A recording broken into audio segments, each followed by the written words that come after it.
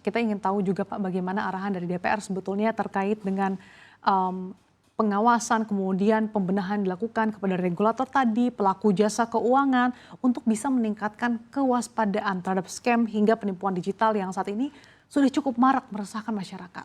Jadi begini, modus daripada scam ini kan banyak sekali. Yang sering kali kita lihat adalah banyak telepon yang menawari investasi. Ya. Nah, kemudian setelah menawari investasi, mentransfer uang dan segala macam itu scam, gitu kan. Bahkan mungkin pada saat belanja di marketplace pun bisa scam juga, ya kan. Dan ini adalah salah satu hal yang kita lihat bagaimana data kita bisa sampai kepada mereka. Betul. Berarti ini kan ada kebocoran data. Permasalahan data yang kita lihat baik, data keuangan kita itu pasti kita serahkan ke bank. Dan di sini proteksi daripada data ini kan mesti harus ada jelas, ada kejelasan OJK bagaimana membuat peraturan untuk bank-bank ini untuk yang namanya kerahasiaan daripada data itu. Kalau yang namanya data rekening koran bisa rahasia, tentunya nomor telepon kita, alamat kita seharusnya bisa rahasia juga.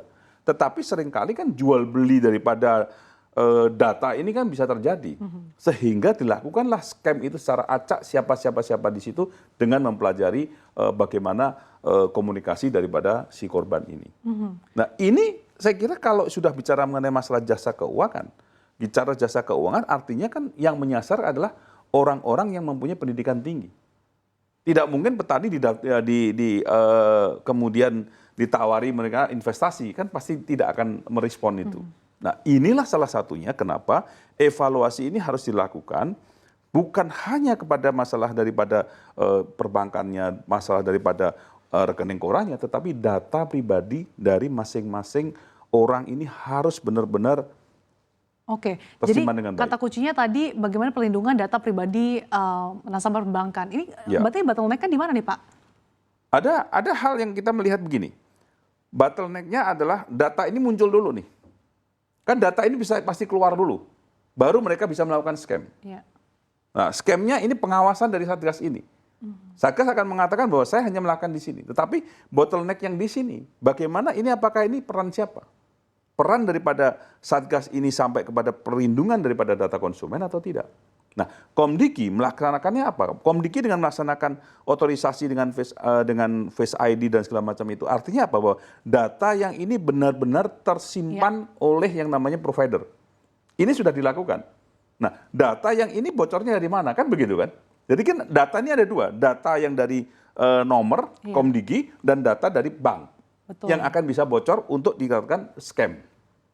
Nah, inilah yang kita selalu dorong OJK itu secara komprehensif dalam melakukan Satgas ini. Jadi jangan sampai yang namanya Satgas ini juga dikatakan bahwa ini ada pencairan uang ke segini, ke ini. Tapi yang lainnya bagaimana? Ini ada apa ini dengan OJK begitu kan? Kenapa mesti harus cuma sini aja? Kenapa harus ini? Tetapi pelakunya tidak ada. Dan tadi seperti dikatakan bahwa scam penipuan digital tidak hanya menyasar pada masyarakat menengah ke bawah, tapi juga masyarakat dengan berpendidikan tinggi ya Pak ya? Iya, berpendidikan tinggi. Bahkan anggota dewan pun juga banyak yang melakukan kena korban juga ini. Karena ada telepon fix dari pimpinannya dan segala macam, kemudian harus mentransfer. Itu terjadi begitu. Baik.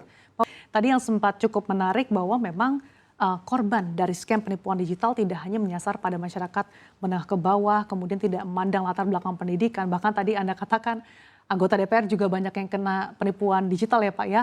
Sebetulnya terkait dengan literasi, sejauh mana sih tingkat literasi masyarakat terhadap hal ini Pak? Apa mungkin yang bisa dilakukan oleh masyarakat untuk bisa mencegah, mungkin tidak mencegah kelengahan-kelengahan yang mungkin tidak disadari oleh para korban. Jadi begini, literasi yang dilakukan oleh harusnya dilakukan itu adalah bagaimana memberikan satu literasi investasi-investasi yang merupakan investasi yang jelas.